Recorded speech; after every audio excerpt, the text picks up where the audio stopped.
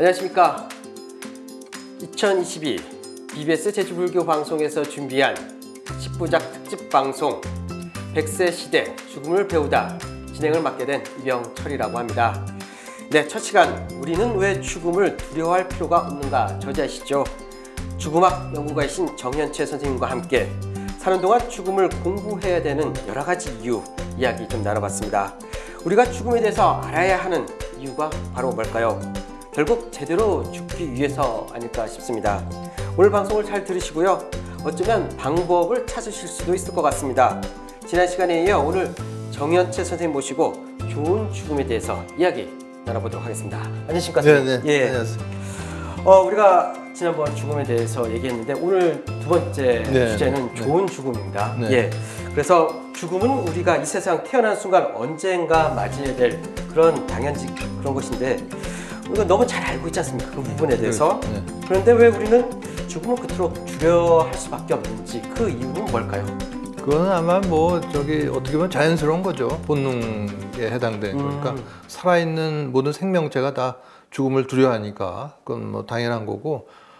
심지어는 이제 각 고등 종교마다 사후 세계를 그렇죠. 얘기를 하고 하지만은 이 고등 종교를 갖고 신앙생활하는 종교인 또 이 신앙인들조차 그 좋은 사후 세계 가기 위해서 빨리 죽겠다는 사람 아무도 없어요. 어떻게든 더 살라고 하지. 예. 그래서 그거는 아마 어떻게 보면 죽음을 회피하고 이런 거는 자연스러운 거긴 하지만 우리가 잘 또 사유를 해보면은 꼭 그렇게 두려워할 만한 게 아니다라는 거를 우리가 이해할 수가 있는 거죠. 그게 아마 이런 이성적인 사고를 할 수 있는 인간이 아마 그 동물과 다른 점이 아닐까 그렇게 생각을 합니다. 네네.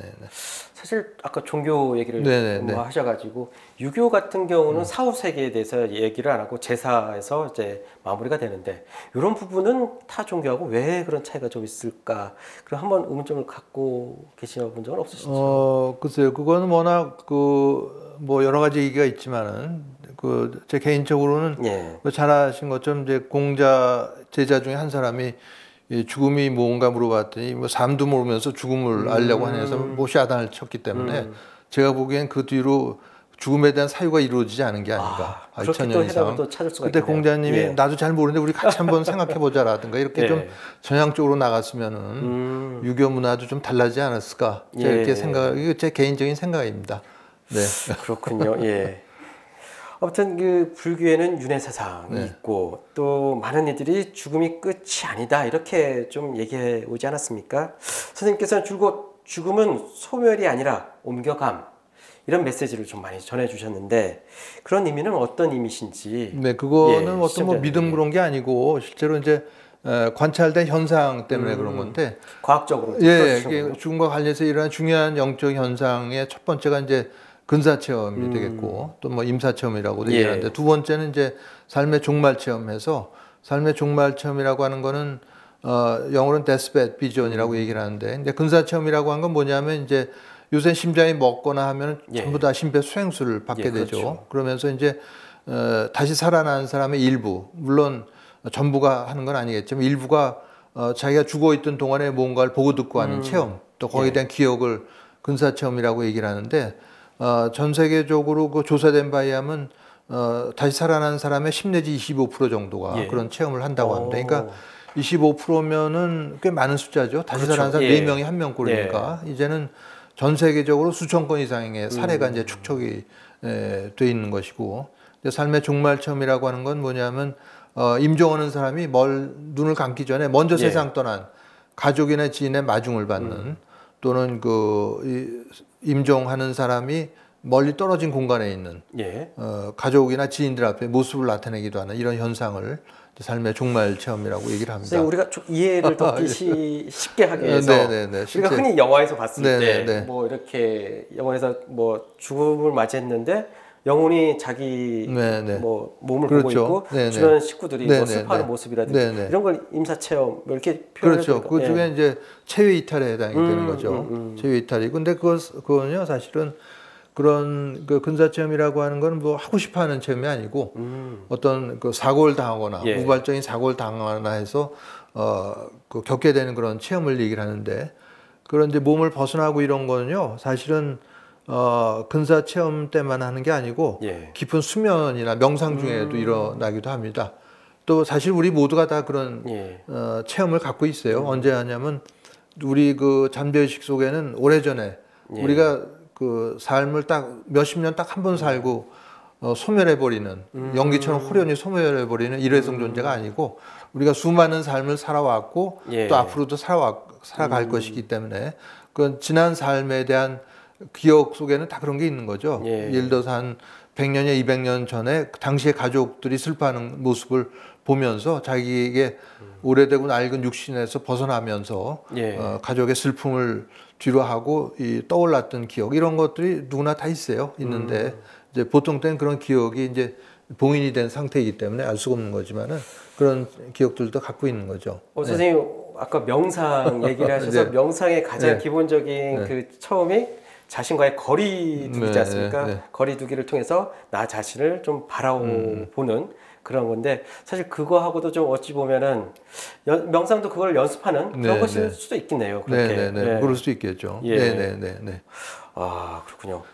그러면 이제 아까도 뭐 그 얘기를 쭉 해오셨는데 죽음이 소멸이 아닌 옮겨감이라는 네네. 임사체험 아까 그 분명 얘기를 하셨는데 이것을 아까 과학적인 근거 분명히 네네. 쓸 거란 말이에요. 네네. 그래서 많은 사람들이 그렇게 믿을 수 있는 과학적 근거 뭐 그런 것들이 어떤 부분들이 좀 있는지요? 네, 그래서 그게 이제 사실은 혹자는 이제 뭐 근사체험 같은 특별한 체험만 갖고 뭐 죽음 전체를 어떻게 얘기하겠는가 이렇게 얘기를 하는 사람도 있는데 2015년 9월에 예. 미국 애리조나 투싼 예. 투싼이라는 우리나라 자동차 이름도 있지만 그러니까요. 그거죠. 투싼에 예. 국제적으로 명망인 학자들이 모여서 어떤 선언을 합니다. 그 마땅한 선언의 제목이 금방 떠오르지 않는데 이렇게 의식의 독립선언이라고 할 수가 있겠어요. 의식의 뭘부터 독립을 해야 되니까 독립선언이라고 할 수가 있을 텐데 의식의 뇌로부터의 독립선언 이렇게 할 수가 있습니다. 그러니까 의식이 꼭 뇌가 만들어내는 건 아니다. 이런 거를 국제적인 명망인 학자들이 이제 나서서 발표를 한 거죠. 예. 그리고 이 모임의 목적도 밝히고 있는데 모임의 목적이 우리가 죽을 때 무슨 일이 일어나는지를 좀 알아보고 이거를 임종계 환자, 예를 들어 말기암으로 자녀 수명이 얼마 안 남은 환자를 돌보는 데 있어서 잘 활용을 해서 그 환자가 정말 인간적이고도 편안한 죽음을 맞이할 수 있게 돕도록 하자는 게 그 모임의 목적이라고 밝히고 있어요. 그래서 11개의 그 선언문으로 되어 있는데 11개 항목을 이제 의역을 해서 이제 제가 한 문장을 압축을 하면은 우리의 의식은 뇌 같은 특정한 곳에 국한돼 있지 않고 또 육체의 죽음 뒤에도 특정한 시간에 또 한정되지 않고 육체의 죽음 뒤에도 계속 존속한다는 거죠. 그걸 학자들이 발표를 했는데 이 학자들은 미국뿐만이 아니라 유럽, 아시아에서 온 여러 분야 신경과학, 생물학, 또 정신과, 또 환자 임종의 경험이 많은 의사들이 모여서 그런 발표를 한 거죠. 그래서 제일 특이했던 게 그 선언문에 보면은 뇌에 국한되지 않는 영구불멸의 의식이라는 말이 나옵니다. 뇌에 국한되지 않은 non-local이라고 얘기하는데 그 뭐 양자역학의 개념이라고 얘기를 해요.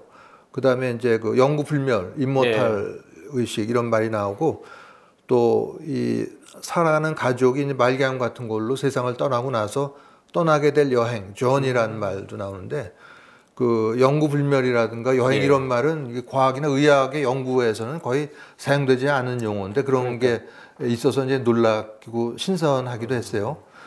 그러고 이제 마치 그 선언은 거기에 비유해 볼 수가 있습니다. 그러니까 과거에 몇백 년 전에는 이제 천동설이 진리였잖아요. 그렇죠. 지구 중심 모든 행성이 다 돈다는 게 절대 진리. 이게 엑시옴이라고 얘기하는데 그건 뭐냐면 굳게 증명할 필요가 없는 절대 진리를 엑시옴이라고 얘기하는데 그거를 부정을 했으면 이제 죽임을 당하게 됐습니다. 유럽 경우에 대표적 인물이 조르다노 브루노라는 카톨릭 수도사였는데 이분은 이제 천동설을 부정을 하고 환생까지 얘기하면서 종교 재판에 넘겨서 7년간 감옥에 갇혀 있게 되죠. 그러다 그 사이에 이제 그 의견을 철회하라는 회유를 받았지만 끝까지 굽히지 않고 있다가 이분이 1600년 2월 17일 바티칸 광장에서 화형당해 우리가 죽음에 잘 당합니다. 모르고 있었던 그런 사실인데 그때 이 브루노라는 분이 이제 카톨릭 성직자들에서 무슨 얘기를 했냐면은 그 불타 죽으려는 나보다 나를 불태워 죽이려는 당신들이 더 떨고 있다. 이런 일가를 하고 세상을 떠났습니다. 불에 화형당하면서 이제 이런 이제 의식의 독립선을 이뤄한 게 이제 그런 천동설 시대에 지동설 주장한 거가 같다. 이제 그런 비유를 이제 말씀을 드린 거고, 그 학자들은 이제 5개의 근거 중심의 학문이 예. 이런 선언을 하게 됐던 배경이라고 얘기를 합니다. 첫 번째가 이제 예. 근사 체험이고 지금 말씀드린. 네. 예. 두 번째가 이제 삶의 종말 체험이 되겠고, 세 번째는 영매에 대한 연구. 영매 뭐 좀 네. 풀어서 좀 얘기를 해주시면. 네, 영매라고 하는 건 이제 죽은 사람의 영혼과 소통할 수 있다고 알려진 그런 인물들이 얘기하죠. 대강 역사는 한 100년 정도 됩니다. 유럽 같은 경우는 이제 그 100년 전만 해도 이제 1차 대전 있고 뭐 전쟁 많으면서 이제 죽는 사람이 많으니까 그런 죽은 영혼과 소통하려는 가족들이 많고, 그러면 강령술이라든가 이렇게 많이 이제 횡행을 했었고, 그때 그 전에도 물론 있긴 있었지만 본격적인 역사는 그때부터 시작이 됐는데, 근데 영매를 가짜도 많습니다. 돈 밝히기 위해서 엉터리도 많지만은 실제로 그런 그 소통한 실력이 인정된 일부 영매들도 있고, 지금 미국의 경우에는 활동할 영매들도 있어요. 그 영국에서 태어나서 일제 활동하는 리자 윌리엄스 같은, 뭐 그 넷플릭스에도 시리즈가 나온 타일러 헨리 같은, 헨리 타일러 같은 이런 아주 젊은 헨리 타일러는 저기 생긴 게 꼭 옛날 홈얼런에 나왔던 남자 그 아역 배우 맥컬리 컬킨하고 굉장히 닮았어요. 근데 좀 상당히 감동적인 게 그런 죽은 고인과의 소통을 하면서 그때 망자가 그 사망할 당시에 그 아픔, 괴로움이 그대로 느껴진다는 거죠. 그러면서 그런 얘기도 해요, 본인이. 이런 일을 계속하면 자기가 오래 살기는 어려울 것 같다. 왜냐하면 죽어가는 사람의 그 고통이나 괴로움을 그대로 본인이 느껴봐야 되기 때문에 그런 얘기를 하죠. 그 다음에 이제 그 사후통신이라고 하는 건 뭐냐면은 죽은 가족이 가족 중에 하나가 죽고 나서 고인이 이제 가족들한테 뭔가 메시지를 보내는 거죠. 되게 잘 있다 나는.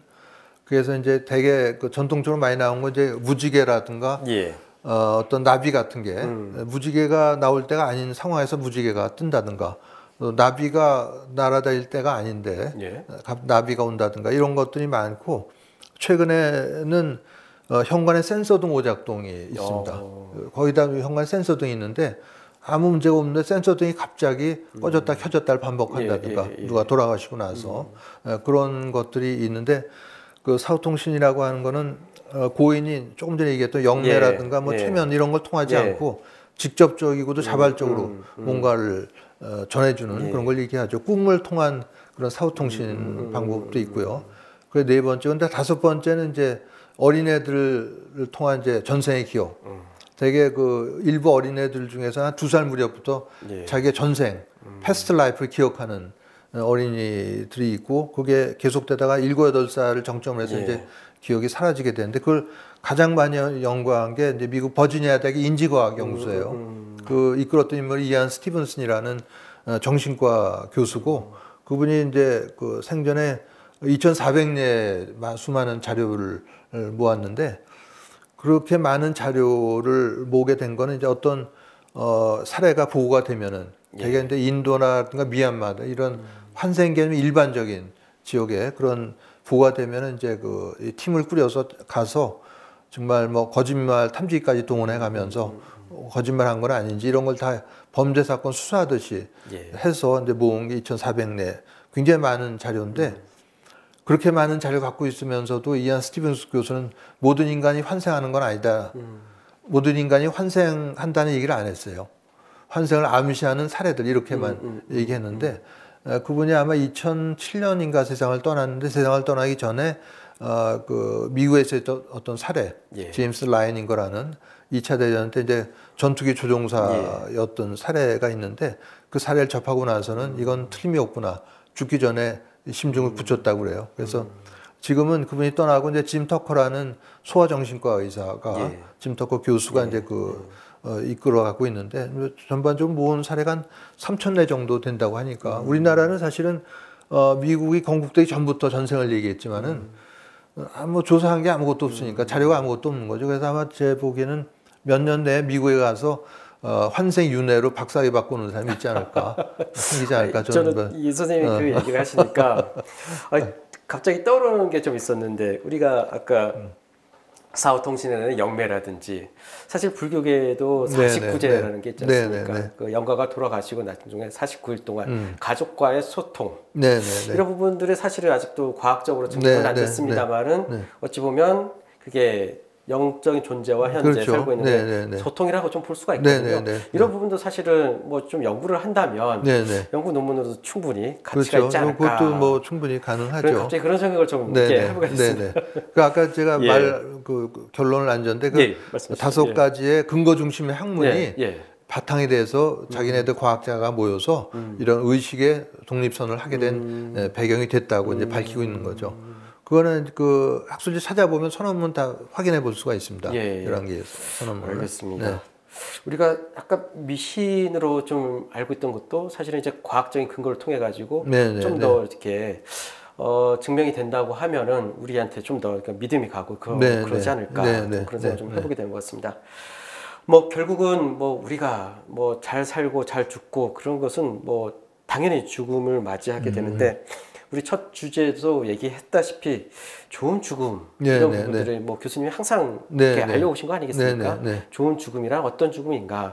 뭐 선생님이 좀 강조하고 싶은 부분이 있다면? 좋은 죽음은 제가 그 뭐 645번째 이 죽음학 강의를 하면서 늘 빼놓지 않고 있는 게 좋은 죽음인데, 사실 좋은 죽음에 대해서는 뭔가는 논문도 많이 있습니다. 근데 가장 기억나는 게 이제 2000년에 미국 내과학회지에 좋은 죽음을 찾아서라는 논문이 하나 실렸는데, 그 논문이 특이한 거는 의사 몇 사람이 연구한 게 아니고 말기암 환자 본인들, 그 가족들, 또 그 의료진 3자가 모여서 여러 번 회의를 해가지고 좋은 죽음 이거 아니겠는가 하고 결론을 낸 거죠. 말기암 환자가 들어간 회의에서. 그래서 첫 번째는 객관적인 근거를 제시하고 첫 번째는 이제 그 통증을 충분히 완화 조절. 그건 뭐냐면 아픈 걸 참지 말아야 된다. 그러니까 마약성 진통제도 충분히 잘 써야 된다, 그런 내용인데, 요즘 보면 그 저도 이제 가끔 경험을 하지만은 가족 중에 말기암 환자면 사실 살 날이 얼마 안 남았는데, 그런 강력한 진통 효과를 내는 건 마약성 진통제거든요. 몰핀이라든가 이런 건데, 그거 썼다가 마약 중독될까 봐 걱정하는 사람이 있어요. 그러니까요. 지금 그런 거 걱정할 계기가 아닌데, 그래서 그런 걱정하지 말고 마약성 진통제도 아끼지 말고 잘 써야겠다. 그러니까 죽은 살 날이 얼마 안 남는데, 그래서 고통 속에서 살지 말고 편안하게 그 순간만이라도 약물 중독 그런 거 생각할 계기가 아닌 거죠. 그다음에 이제 명확한 의사 결정을 하고, 또 죽음에 대한 준비는 3자가 같이 해야 되는 거겠죠. 그다음에 이제 작별 인사 잘하기, 그런 게 있고, 그다음에 이제 5번째, 6번째가 이제 특이했는데, 5번째는 타인에 대한 기여를 통해서, 6번째가 온전한 인간으로서의 죽음을, 인간으로서의 그 존재감을 느끼는 거, 이렇게 얘기를 한 거죠.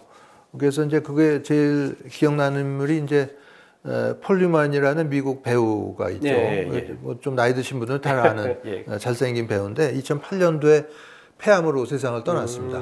그래서 그 부고를 볼 때 그냥 유명인의 부고 정도로 넘길 수가 있을 텐데, 그게 아니고 폴 뉴만이 뭘 했냐면은 워낙 요리를 잘했다고 그래요. 요리를 즐겨서. 그러니까 친구가 본격적으로 해보면 어떻겠는가 해서 식품회사를 세웁니다. 뉴만스 오온이라는, 저도 이제 91년도 미국에 장기 연수를 갔을 때 2년인 동안에 거기 슈퍼마켓에서 본 기억이 나는데, 폴 뉴만이 그려진 스파게티 소스라든가 샐러드 드레싱 이런 거를 팔고 그랬거든요. 그래서 그걸 샀는데 첫 해부터 굉장히 큰 수익을 냅니다. 수익을 내서 그거를 이제 그 자선단체 기부를 하는데, 난치병 환자 치료를 위한 단체 기부를 해요. 근데 특이한 게 어떤 수익금을 쌓아놓지를 않고 그의 말에 자선단체 기부를 하고 새해가 되면 은행에서 다시 대출 받아서 그걸 계속 해나가는 방식으로 해서 제 기억에 아마 28년간 우리 돈 한 3천억 원 정도를 미국 안에 한 30개 주, 미국 밖에는 28개 나라에 그 난치병 환자 진료에서 기부를 한 거죠. 기부를 해온 거고, 하나 뭐 수익을 남기지 않고 항상 뭐가 돈이 쌓이면 문제가 생깁니다. 그래서 더 기부를 했고 결국은 다 베품으로. 예, 그걸 했고 또 그분이 이제 그 첫 번째 부인 사인한 아들이 이제 마약 관련 사고로 죽자 마약 퇴치 운동을 위해서도 열심히 활동을 했다고 그래요. 그래서 폴류만이 그 폐암으로 있다가 방사선 치료 받았는데 효과가 없으니까 중환자실에 가지 않고 집으로 와서 가족과 지인들이 지켜보는 가운데 세상을 떠났다고 하는데 그걸 보면서 참으로 좋은 죽음이구나 하는 거를 제가 알 수가 있었죠. 네. 사실 뭐 제 지인께서 네, 제인이라는 한 스님이신데 매년 1년에 한 번씩 소외된 계층을 위해서 네, 뭐 쌀을 보시를 하시는데요. 근데 이 스님께서가 근데 위암 4기 판정을 받으셨어요. 근데 그 받으면 항암 치료를 받지 않습니까? 근데 지금 60여 차례 항암 치료를 받으셨는데 지금도 건강하게 잘 지내고 계십니다. 그러니까 이런 좋은 그 인연이 이렇게 모아서 그 생명이 좀 더 이렇게 오래 갈 수 있도록 그런 그렇겠네요. 어떤 뭐 이렇게 조정하는 그 뒤엔가 뭔가 있지 않을까? 폴리머처럼 그런 좋은 뭐 삶의 어떤 기운이 그렇게 반영이 되기 때문에 그렇지 않을까? 뭐 그런 생각을 좀 하는데 그래서 결국 이게 좋은 죽음이다. 또 인정을 내리시는 것 같으신데 그러면 아까 저 폴리머처럼 이제 좋은 죽음 맞이하기 위한 우리들의 일반 죽음 준비 어떻게 하면 좀 될까요? 그러니까 뭐 아까 뭐 얘기 드린 대로 그런 늘 제가 이제 그 좋은 죽음의 정의를 하면서 이제 제가 그 지난주에 강의를 하고 나서도 청중한테 질문 받은 게 강의하신 분은 그럼 어떻게 살고 계시는가 그거를 물어봐서 제가 인용한 게 이제 그 강의에 빼놓지가 않고 하는 게 이제 미국의 사상가 랄프 와일드 에머슨이 한 진정한 성공이 뭔가 그거는 제가 조기다 그 나무 공예 품에다고 적어놨는데 뭐 돼지를 키우든 밭을 갖고는 뭘 하든 간에 자기가 태어난 세상을 조금이라도 살기 좋은 곳으로 만들어 놓고 떠나는 게 진정한 성공이다. 얘기를 했는데 거기에 맞는 삶을 살아가면 되는 거죠. 뭐 대단한 걸 안 하더라도. 그러니까 소소한 행복이라도. 뭐 조금이라도 해놓고 그러니까 그런 게 있어요. 뭐 지하철이나 이런 그 사람들이 많이 쓰는 화장실 가면 얼마나 지저분해요. 뭐 휴지가 그런 거라도 깨끗이 주워놓고 물 깨끗하게 내려놓고 오면 그게 진정한 성공적인 삶인 거죠. 먼 데서 큰 거 대단한 거 안 찾아라도 결국 자기 마음에서 찾아야 된다. 이런 말씀이신 것 같아요. 그러면 뭐 선생님께서는 많은 분들을 이렇게 만나 오셨을 테고 그 중에서도 이 부분은 좀 나쁜 죽음 같다. 뭐 이런 아까 뭐 좋은 죽음에 대해서 말씀하셨는데요. 그 나쁜 죽음의 사례에 대해서도 분명 이렇게 보셔왔을 텐데 뭐 어떤 게 있을까요? 나쁘다기보다는 좀 바람직하지 못한 그런 걸 할 수가 있는데 제가 기억나는 게 이제 그 대학 후배이기도 한 서울대학병원의 이제 종양내과 김범석 교수가 쓴 책에 어떤 사례가 나오는데 그게 뭐냐면 임종을 앞둔 어떤 환자가 병문안 온 자기 동생한테 죽기 전에 한 말이 뭔지 아세요? 글쎄요. 내 돈 2억 갚아라. 그러고 세상을 떠났다는데 안타까운 일이죠. 결국엔 물질의 마무리를 그 못하고 이제 세상을 떠난 거니까. 돈의 노예로 살아오셨고. 네, 뭐 그럴 수도 있다고 보는데 그런 건 미리 좀 정말 정리를 하고 뭐 채무를 탕감해 줄 수 있는 거고 아니면 어떻게든 그 동생하고 대화를 통해서 그런 문제를 해결해 나갈 수 있을 텐데 그런 걸 못 풀고 그냥 가면은 그게 제일 아쉬운 거죠. 사후세계에도 그런 마음들이 남아 있을까요? 그걸 풀지 못하면은 그게 계속 남아 있게 되는 거고 그래서 제가 이제 그동안 정리해 본 건데 그러니까 우리가 수명이 다시 60을 벗어나면 내가 세 경로를 가게 될 거라고 생각을 해요. 하나는 바로 빛의 세계로 건너가는 거죠. 뭐 별다른 아쉬움 없이. 근데 아마 대부분은 아마 상당 기간 그 자기가 살던 집이나 또 가족들 근처에서 좀 머물다가 그 마음의 준비가 되면 이제 빛의 세계로 건너가는 게 아마 대부분이 되지 않을까. 그 행복의 지름길을 바로 가지 못하고 아무래도 좀 그렇죠. 가족 얼굴도 한 번 더 보려고 하고 그게 어떻게 뭐 인지상정이라고도 보는데 세 번째는 떠나지 못하는 경우가 있어요. 그러니까 이생에 대한 집착이죠. 재물에 대한 집착과 가족에 대한 집착 때문에 떠나지 못하고 그게 바로 지방령 우리가 얘기하는 뭐 귀신 이렇게 되는 거죠. 어스바운드라고 얘기를 하는데. 그 원어를 풀어줘야 되는. 네, 티베트 사자에서는 그래서 읽어줍니다. 이게 죽음이 임박한 환자나 예. 막 죽은 환자한테 들을 수 있다는 가정 아래 사실 들을 수 있죠. 당신은 지금 죽었기 때문에 예. 재물과 가족에 대한 집착을 버리라는 걸 반복해서 들려주는 게 그런 거죠. 예. 그렇군요. 그러면 이제 선생님께서는 이제 40년 동안 의사로 사셨습니다. 뭐 과학적인 집단에서 과학적인 사고로 이렇게 살아오신 분이시는 것을 이제 분명하실 텐데, 뭐 중화학 연구를 좀 하시면서 좀 이런 부분에 혼돈, 네. 아까도 뭐 약간 어찌 보면 일반인들이 들었을 때 약간 형이상학적인 얘기가 아닌가 이렇게 좀 바라볼 수도 있거든요. 네네. 이런 부분에 대해서 뭐 한 말씀 좀 해주신다면. 그거가 아마 그 현대 과학 교육을 다 예. 받아오기 때문에 아마 현대인들의 그런 좀 그 안타까운 문제가 아닌가 이제 생각을 하는데, 다 눈에 보이지 않는 거는 믿질 않고 또 자루 재고 측정될 수 있는 거 아닌 거는 다 죄다 비과학적이고 미신으로 예.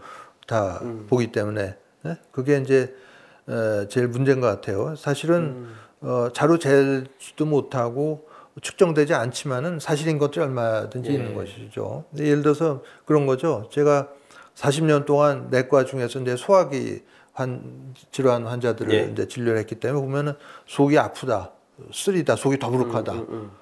그러면 그 환자 보고 그걸 과학적으로 증명해 보라면 어떻게 증명하겠어요? 주관적인 증상은 어떻게 증명합니까? 예. 내가 속이 더부룩하다. 너 그거 거짓말한 거냐? 가짜 아니냐? 그거 증명할 수 없는 거죠. 그건 주관적인 증상이기 때문에. 예, 그래서 그런 얘기도 하는데, 근데 사실은 눈에 보이지 않는 거, 또 자료 측정되지 않는 거라고 그래서 다 비과학적이고 사이비 이런 건 아니다라는 거를 이제 얘기를 하고 싶은 거죠. 네네. 우리가 너무 그런 과학적에 함몰돼 있지 않나, 네. 그런 걸 너무 이렇게 증명해야 되는다는 뭐 그런 게 좀 우리 사회를 좀 지배하고 있지 않나, 그런 데서 좀 오는 그런 문제점인 것 같습니다. 예. 이제 선생님 같은 경우는 이제 죽음학 연구 15년 쭉 해오셨는데요. 그동안 뭐 변화 성과들, 이제 죽음에서 터부시했다면 처음에는 그 나름대로 이제 성과가 좀 있지 않았을까, 좀 그런 생각도 해보는데요. 어떻습니까, 선생님? 네, 뭐 성과가 있긴 있죠.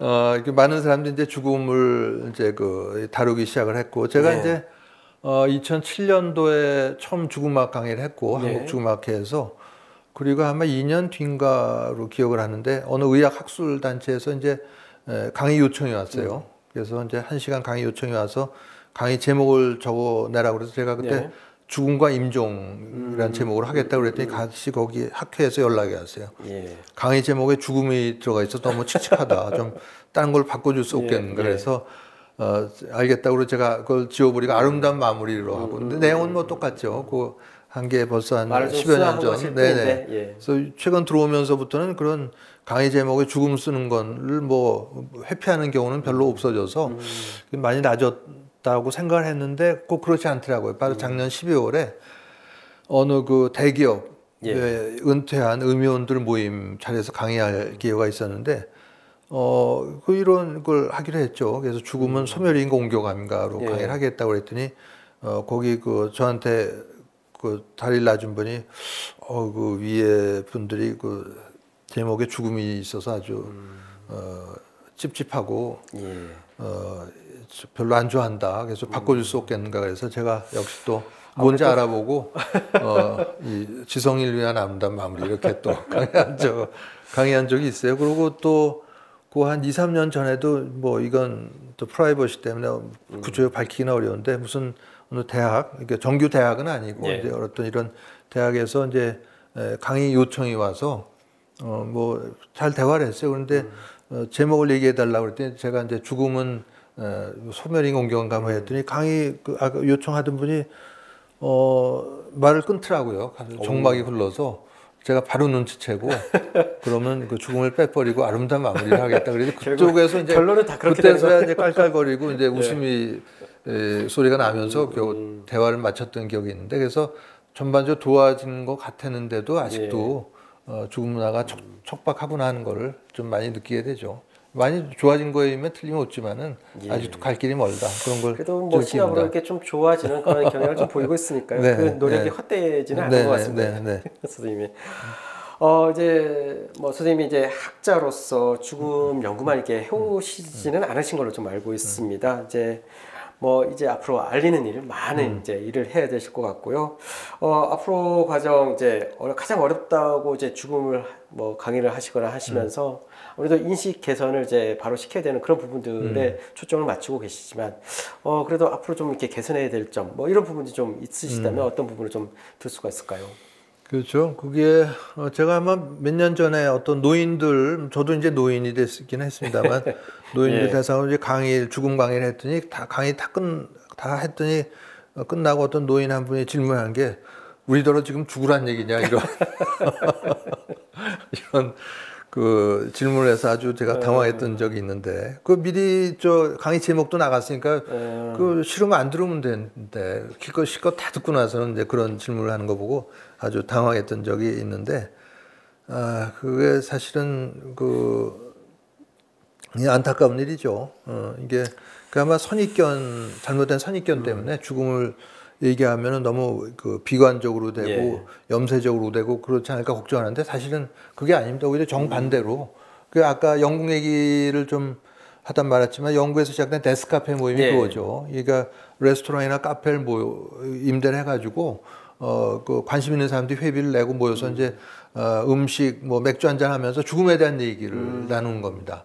그게 데스카페 모임인데 거기 참석하는 사람들 얘기 들어보면 아주 중독성이 있다는 거예요. 이게 오히려 이런 죽음 얘기를 자꾸 함으로써 삶을 좀 더 충실하게 되고 아주 깊이가 있어진다 얘기를 하는데 그거 어렵게 할 것도 없습니다. 그냥 어느 분이 제가 카페 지기로 죽음학 카페 회원 한 분이 보내줬는데 죽음학 카페를 열었다는 거예요. 그래서 어떻게 했냐면 데스카페를 봤더니 회사 동료 둘하고 자기까지 셋이 모여서 빵집에서 빵 사다가 커피 놓고 2시간 동안 이제 죽음에 관한 얘기를 나눴다는 거죠. 그래서 나눴더니 정말 삶에 대한 고민, 여러 가지 문제가 많이 해결이 되고 다음에 또 이런 모임을 갖고 싶다. 그런 생각이 들 정도로 아주 훌륭한 모임이었다. 그런 자기가 데스카페 모임을 열고 그 후기를 저한테 보내준 적이 있습니다. 그러셨구나. 네. 그러니까 이거는 참 좀 시간이 좀 네, 더 네. 필요한 그렇죠. 그런 작업인 것 같습니다. 네. 예. 뭐 오늘 이 방송을 듣고 계신 뭐 시청자 여러분들도 죽음의 공부에 이제 동참하고 싶은 분도 분명 많으실 거라 좀 보는데요. 그러면 좋은 죽음을 위한 우리가 해야 될 방향성은 좀 어떤 건가? 네, 그게 돌아가신 법정 스님 수필에 많이 나오는 그 책이 월든이죠, 월든. 미국 헨리 데이빗 서로우가 쓴 월든이 많이 등장을 하는데 헨리 데이빗 서로우가 월든에서 뭐라고 했냐면은 사람들 대부분은 조용한 절망 속에서 살아간다. 그런 얘기를 했거든요. 조용한 절망 속에서 근데 죽어간다. 150년 전인데 150년 지난 지금도 뭐 크게 다른 것 같지 않아요. 주중에 생업을 위해서 일하고 주말에 술 마시고 영화 보고 운동 경기 보고 또 일하고 결국은 왜 사는지 삶의 이유와 목적이 뭔지 어떻게 살아갈 것인지 이런 근원적인 궁금증이나 질문을 하지 않고 질문을 하더라도 대답을 얻지 못하니까 아마 그런 이 조용한 절망 속에서 사는 게 아닌가 이런 생각이 드는데 윌리엄 제임스는 이제 근대 심리학의 아버지라고 불리는데 100년 전 인물이죠. 윌리엄 제임스가 이제 종교적 경험의 다양성이라는 책에서 어떤 얘기를 하냐면 사람이 어떤 내적인 공허함을 넘어서기 위해서, 좀 극복하기 위해서는 육체적으로 한 번만 태어나서는 안 되고 정신적이나 영적으로 한 번 더 태어나야 된다. 2번 태어나야 된다. 그런 얘기를 했는데 이런 죽음에 대한 문제를 회피하지 않고 아까 얘기 드렸던 그런 근원적인 궁금증과 더불어서 눈에 보이지 않는 세계 또 죽음에 대한 여러 문제들을 직시하고 매일매일 생각해 봄으로써 저는 그런 내적인 공허함을 극복할 수가 있고 또 그런 조용한 절망 속에서 사는 일에서 이제 벗어날 수 있는 일이 되리라고 봅니다. 그 벗어날 수 있는 게 갑자기 또 생각이 나는 게 이제 갈매기 조나단 리빙스턴 시갈이 있죠. 그 갈매기의 꿈이라고 해서 번역된 리차드 버커의 소설이 아마 작년인가 재작년에 나온 지 50주년이 돼서 새로운 개정판이 나온 것도 있는데 그 문장이 아주 인상적이죠. 이게 다른 갈매기들은 다 그 어선 뒤 쫓아다니면서 던져주는 생선 대가리 하나라도 더 먹으려고 쫓아다니는데 이 갈매기 조나단 리빙스턴은 그게 아니죠. 높이 나는 법을 연구를 합니다. 높이 날고 예. 빠른 속도로 하강하고 그래서 결국 그런 눈앞에 던져지는 어떤 예. 이익 또 권력 다툼 이런 걸 벗어나서 정말 인간으로서 어떤 삶을 살아갈 건지에 대한 근원적인 고민을 하고 그런 삶을 그 조나단 이 리빙스턴 갈매기와 같이 그런 삶을 살아가는 게 결국 우리가 인간이 추구해야 될 게 아닌가 그렇게 생각하죠. 우리가 이 앞에 있는 나무만 볼 게 아니라 이게 숲 전체를 볼 수 있는 안목. 예, 그러니까 결국은 그 우리의 끝이라고 뭐 흔히들 말하는 죽음에 대해서 잘 살기 위해서 지금의 소소한 행복을 쭉 이어나갈 수 있는 그런 자기만의 어떤 개발이라든지 그런 게 분명 필요하다. 그게 가장 좋은 죽음 이렇게 또 이렇게 결론을 내려볼 수 있지 않을까 그런 생각 좀 해보게 되는 것 같습니다. 네, 귀한 시간 내에 이렇게 좋은 가르침 이렇게 주신 선생님 너무 감사하고요. 끝으로 선생님과 인연을 계기로 죽음에 대해서 다시 한번 좀 생각해-보는 시간을 가진 분들에게 꼭 하시고 싶은 말씀이 좀 있으시다면? 네, 그럼 죽음은 제가 유튜브 강의 중에 댓글 하나가 이제 그 신흥 사이비 종교 교주다 저보고 그런 사람이 있었는데 그 신흥 사이비 종교 교주하려면 무슨 건물 하나 있어야 되고 신도들 모아서 돈을 긁어야지. 근데 그래서 저는 그런 걸 전혀 안 하니까 그 교주 일리고도 없고 그래서 죽음학 하는 것도 무슨 뭐 혼자 공부하면 됩니다. 네, 좋은 건 이제 이 네이버 죽음학 카페도 그런 죽음학 공부에 도움되는 책이라든가 영화 이런 목록 같은 게 있으니까 그거 와서 보고 책 구해서 매일 조금씩이라도 이런 공부를 해나가고 또 가족들과 이런 죽음에 관한 대화를 계속하고 이런 게 중요한 거죠. 요즘 이 웰다잉법 2018년에 발효된 발효된 웰다잉법에서 이제 사전연명 의료 의향서를 통해서 나는 내가 이제 말기암이고 임종이 얼마 안 남았을 때 뭐 심폐소생술이라든가 또 인공호흡기 장착 또 항암 확뇨법 또 뭐 이런 것들 안 하겠다고 이제 밝혀놓는 게 이제 그 사전연명 의료 의향서인데 그것도 그냥 작성해 놓고 안심하고 있으면 안 됩니다. 가족들한테 끝없이 얘기를 해줘야 돼요. 정말 그런 상황이 되면은 본인은 말을 의식불명이고 말을 못하니까 이 가족들 의지대로 또 끌려가거든요. 그러니까 본인은 난 절대 안 받겠다 했는데도 가족들이 끝까지 중환자실로 모시게 한다든가 이런 일이 아직도 일어나고 있기 때문에 가족들한테 틈날 때마다 나는 절대 안 한다, 절대 안 한다를 세뇌시키듯이 가족들한테 해야지 그 자기가 건강할 때 쓴 사전연명 의향서가 제대로 효력을 발휘할 수가 있는 거죠. 진정한 효도는 그런 데서 올 것 같습니다. 알겠습니다. 지난 시간에 이어 오늘도 우리는 죽음을 두려워할 필요가 없다 저자이시죠. 죽음학 연구가이신 정현채 선생님 모시고 이야기 좀 나눠봤습니다. 선생님의 책 제목처럼 우리가 죽음을 두려워하지 않기 위해서는 많은 준비와 노력이 필요하다는 것을 알게 된 시간이었던 것 같습니다.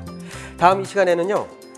죽음의 인생의 마무리 과정에서 받아들이기 위해 우리 모두는 어떤 고민을 해야 할지 사회적 책임은 무엇인지 그런 시간 좀 가져보도록 하겠습니다. 오늘의 삶의 가장 좋은 날 바로 이 시간이라는 것을 잊지 않으셨으면 좋을 것 같습니다. 고맙습니다.